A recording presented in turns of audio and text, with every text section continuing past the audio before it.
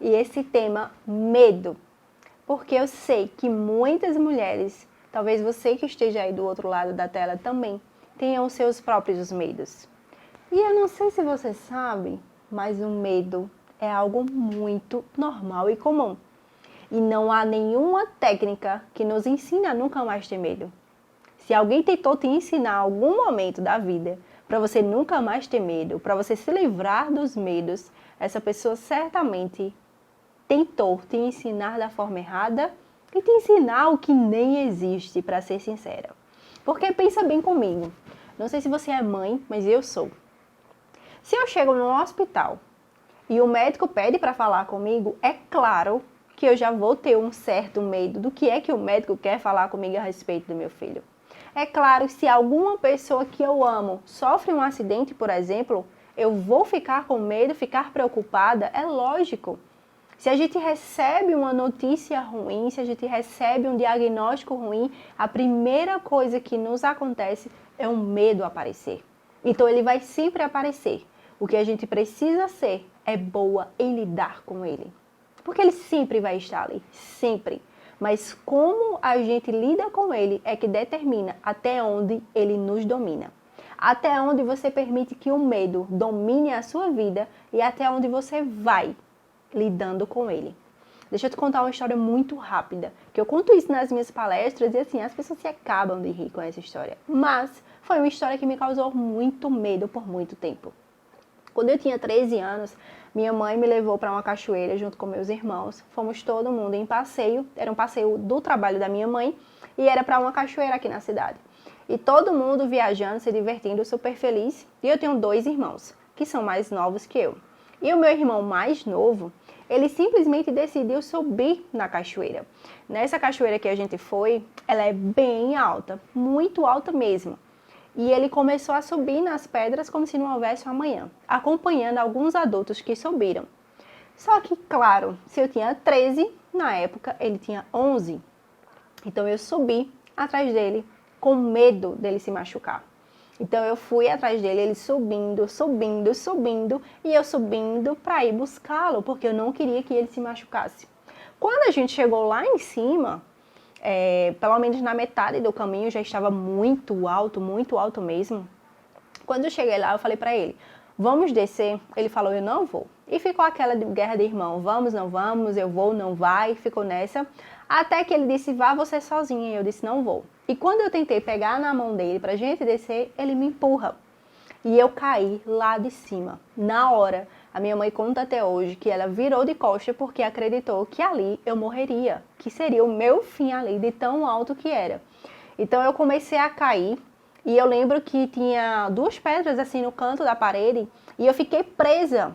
Ali jorrava água no canto e aqui existia 2 pedras. Eu fiquei aqui presa no meio.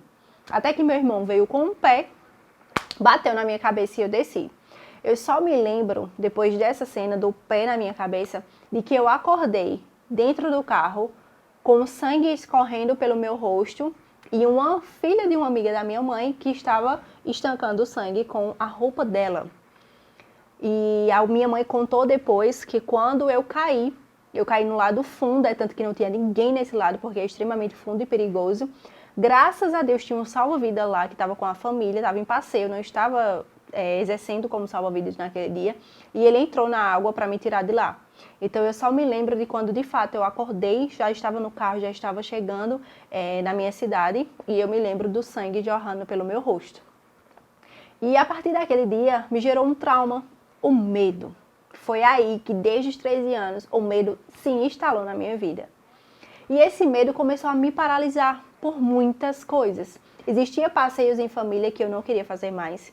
Existia um momento das pessoas voltarem para a cachoeira, para outro momento de diversão, todo mundo ir e eu ficar.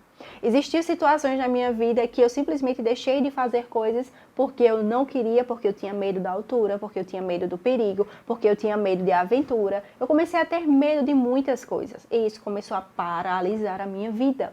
Até que no ano da pandemia, depois que teve o lockdown, que fechou tudo, e depois teve aquela flexibilidade de abrir aeroporto, ser mais reduzido, uma amiga me chamou para fazer uma viagem em Amigas.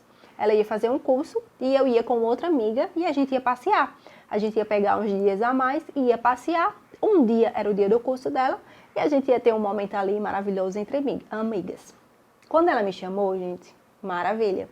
Eu pensei, uau, que incrível, uma viagem de meninas, uma viagem de avião, que era o meu sonho. Nossa, uau, eu ia fazer uma viagem de avião.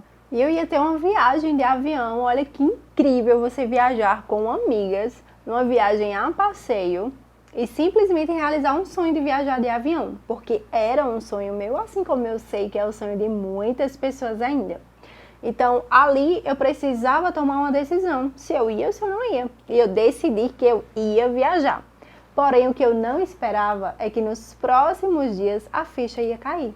De que eu ia andar de avião, de que eu ia para um lugar alto, de que eu ia precisar enfrentar o meu medo.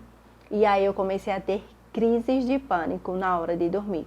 Eu comecei a acordar de madrugada desesperada, achando que eu estava no avião e estava caindo. Eu comecei a ter sonhos de que eu morreria se eu viajasse de avião. Eu comecei a ter pensamentos do tipo, com quem Arthur vai ficar se eu morrer? Como é que vai ficar essa situação e como será? Eu comecei a realmente ficar em pânico pelo medo de entrar em um avião e ir para um lugar alto. E também o medo de constranger minhas amigas, de realmente ir e tomar a decisão de entrar no avião. E eu fiquei pensando, mas se eu passar mal? Aí eu vou estragar as viagens das meninas. Se eu passar mal, eu vou passar vergonha também. Se eu passar mal, as pessoas, todo mundo vai rir de mim, vai olhar pra mim e vai dizer, como uma mulher desse tamanho simplesmente tá passando mal porque entrou no avião. E eu comecei a ter vários pensamentos realmente que me causavam ainda mais medo. Só que quando chegou o dia da viagem, eu precisava escolher se eu ia ou se eu ia paralisar mediante o medo. Eu precisava tomar a decisão de até que ponto eu deixaria o medo controlar a minha vida e controlar até onde eu podia ir e até que sonho eu poderia realizar. E foi pensando nisso que nesse momento eu parei para pensar no quanto o medo já tinha me paralisado em outros momentos, mas que eu não ia deixar mais que ele dominasse a minha vida. É normal que o medo venha, mas eu não posso deixar que ele determine se eu vou ou se eu não vou viajar. Se eu vou ou se eu não vou realizar um sonho. Ele vai sempre existir, mas quem dá o controle do medo sou eu. Quem diz para o medo até onde eu vou, sou eu. Não é o medo que diz você vai até aqui e daqui você não passa. Não, sou eu que digo para o medo, eu vou além. Mesmo que você apareça, eu vou continuar seguindo em frente e vou continuar lutando pelos meus sonhos. Então é isso que eu quero que você faça. Mesmo que o medo venha, mesmo que o medo tente paralisar você, você se lembre que o controle da sua vida está sobre você, não sobre o medo. O controle da sua vida precisa estar nas suas mãos. É você quem decide e é você quem escolhe se você é controlada pelo medo ou se você controla ele e vai em busca dos seus sonhos e vai em busca dos seus objetivos. É você quem decide. O medo não pode ser um fator determinante. O medo não pode ser algo que vai determinar em que posição você está, o que você pode fazer, que sonho você pode alcançar, até onde você vai, até onde você paralisa.